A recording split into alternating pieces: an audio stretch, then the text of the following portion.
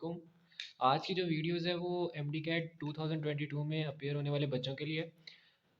MD cat के जो 3 घंटे होते हैं वो आपका कैरियर डिसाइड करते हैं, और ये जो सारा टाइम होता है एफ सेकेंड ईयर से लेके एमडी कैट तक का, ये बच्चों के लिए बहुत ज़्यादा मुश्किल टाइम होता है। और इसमें आपको डर भी लग रहा होता है, डिप्रेशन भी आ रहा होता है, और इस तरह की बहुत सी चीज़ें का आपको सामना करना पड़ता है। तो मैंने कुछ पॉइंट्स बनाए हैं, गाइडलाइंस हैं, जो अभी एफएससी में हैं बच्चे और उन्होंने आगे जाके एमडी कैट देना है। तो सबसे पहली जो चीज़ होती है वो टाइम मैनेजमेंट की होती है, क्योंकि एफएससी के जो बच्चे होते हैं उन्होंने सुबह के टाइम कॉलेज जाना होता है, कॉलेज, और शाम के टाइम उन्होंने एकेडमी जाना होता है। तो उनके पास टाइम जो होता है वो बहुत ही कम होता है। उनका सारा जो टाइम है, आधा टाइम उनका कॉलेज में गुजर जाता है और आधा जो उनका टाइम होता है वो एकेडमी में गुजर जाता है। घर आके थोड़ा सा उनके पास टाइम होता है सेल्फ स्टडी का। तो टाइम को जी आपने इस तरह मैनेज करना है कि आप अपना बेस्ट दे सकें। ठीक है, मैं जो होता था, मैं अपनी बात बताऊं तो मैं कॉलेज जो था वो इतना नहीं जाता था, एकेडमी पे मैं बहुत ज़्यादा फोकस करता था। तो आपको भी यही करना चाहिए कि इनमें से किसी एक को आप फोकस कर लें। अगर आपका कॉलेज अच्छा है तो कॉलेज को फोकस कर लें, लेकिन अगर आपका कॉलेज इस तरह अच्छी पढ़ाई नहीं होती वहाँ पे, तो फिर आप कॉलेज को इतना फोकस ना करें, एकेडमी को ज़्यादा फोकस करें। इसके बाद एमडी कैट के जो बच्चे होते हैं ना, जो सेकंड ईयर में और उन्होंने आगे जाके एमडी कैट में अपीयर होना है, उनको डर बहुत ज़्यादा लग रहा होता है।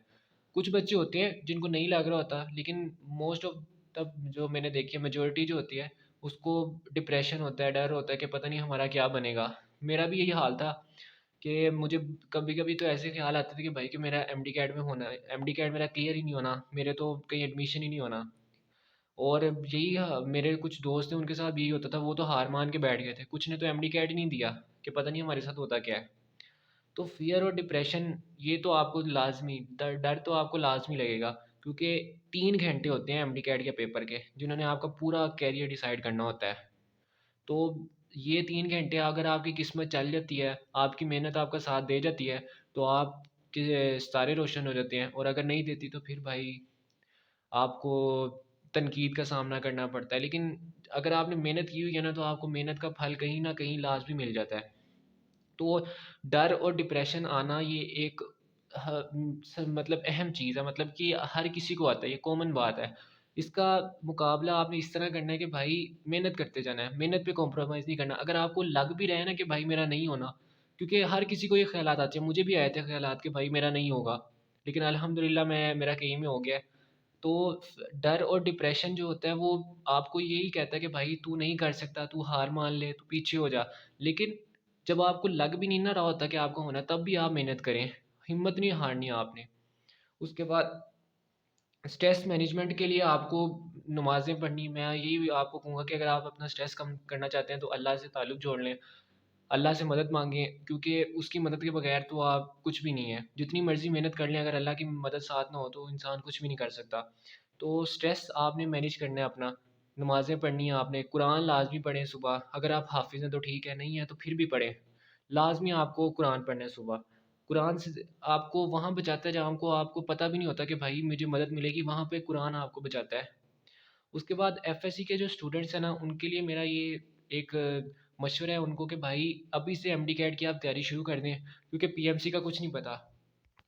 पीएमसी कभी कुछ कहती है, कभी कुछ कहती है। पहले होती थी यूएचएस, यूएचएस का जो पेपर होता था ना, वो सबको समझ आता था कि भाई हाँ ये कॉन्सेप्ट्स हैं, इस टॉपिक का ये कॉन्सेप्ट अगर आप ले लोगे तो आप ये वाला एमसीक्यूज कर सकते हो, ये कर सकते हो, वो कर सकते हो। जैसे यूएचएस से पीएमसी आई है ना, अब किसी को कुछ नहीं पता कि भाई क्या होना है। हमें तो पता भी नहीं था, हमें तैयारी कुछ और कराई गई थी, हमें कॉन्सेप्ट्स दिए गए थे, फिजिक्स के कॉन्सेप्ट्स दिए गए थे, न्यूमेरिकल्स के आप यकीन माने कि इतने शॉर्ट ट्रिक्स हमें बताए गए थे, इतने बताए गए थे, इतने ढूंढे थे हमने कि भाई ये न्यूमेरिकल आएगा तो 2 सेकंड लगाने हैं और सोल्व कर देना है। और पूरे फिजिक्स के एमडी कैट के पेपर में ना मुझे कोई एक या दो एमसीक्यूज आए थे, सिर्फ एक या दो एमसीक्यूज, बाकी सारा इंफॉर्मेशन बेस्ड क्वेश्चन से, जिसमें आपका वो जो आप नॉलेज आपके पास कितना है, ये इस तरह की बातें थी वो सारी। तो एफएससी के जो स्टूडेंट्स हैं ना, वो अगर अभी से मेहनत शुरू कर दें ना, अगर आप एमडी कैट की क्लासेस ले सकते हैं, वो जो संडे क्लासेस होती हैं, तो वेल एंड गुड है। अगर आप नहीं कर सकते थे ना, तो यूट्यूब पे बहुत ज़्यादा लेक्चर्स पड़े हुए हैं, यूट्यूब पे बेशुमार आपको चैनल्स मिल जाएँगे एमडी कैट के लेक्चर्स के, तो वहाँ से बैठ के अगर आपको पैशन है और आप करना चाहते हैं ना कुछ, तो वहाँ से बैठ के आप नोट्स बनाते जाएँ और साथ-साथ थोड़ा बहुत करते जाएँ। इसका आपको एंड पे बहुत ज़्यादा फ़ायदा होगा, क्योंकि जिस बच्चे ने सारा साल एमडी कैट, जिसको पता ही नहीं है एमडी कैट क्या है, उसको जब एंड पे 1 महीने में आप एमडी कैट का सिलेबस पकड़ा देंगे ना और आप ये कहेंगे कि तुमने इस तरह तैयारी करनी है, तो वो बेचारा डिप्रेशन में चला जाएगा।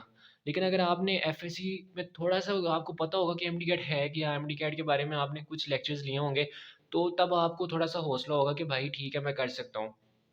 उसके बाद स्मार्ट वर्किंग अब ये डिपेंड करता है कि आप किस तरह स्मार्ट वर्किंग करते हैं, ठीक है? आप स्मार्ट वर्किंग से मुराद ये है कि भाई अगर आप 24 घंटे हैं ना आपके पास, तो इस 24 घंटे को आपने इस तरह यूटिलाइज़ करना है कि आप मैक्सिमम काम कर सकें, ठीक है? क्योंकि एमडी-कैट में रट्टा नहीं होता। अगर आप ये समझते हैं ना कि रट्टा लगा के आप पास कर जाएँगे, तो एमडी-कैट में बिल्कुल भी रट्टा नहीं होता। एमडी-कैट बेस करता है आपके नॉलेज पे और आपकी कॉन्सेप्ट्स पे। पिछली दफ़ा जो पीएमसी ने एमडी कैट लिया था भाई, उसमें तो यकीन माने कि 30% जो मुझे आया था ना पेपर, वो आउट ऑफ सिलेबस था।